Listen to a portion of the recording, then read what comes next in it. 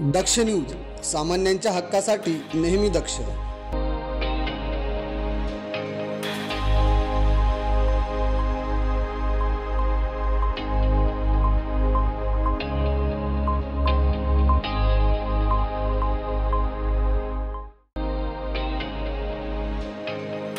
पावसाळा सुरू होताच त्र्यंबक परिसरातील निसर्ग सौंदर्य अनुभवण्यासाठी पर्यटकांची गर्दी वाढू लागले।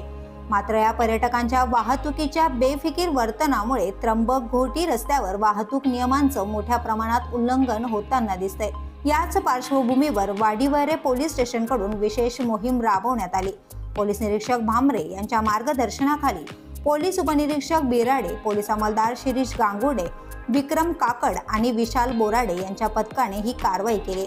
नियमबाह्य parking, triple seat, number plate नसणे, हेल्मेट न घालणे, ध्वनी प्रदूषण आणि धोकादायक ड्रायव्हिंग अशा प्रकारांवर लक्ष ठेवून मोटार वाहन कायद्याअंतर्गत एकूण 11,000 रुपयांचा दंड वसूल करण्यात आलाय।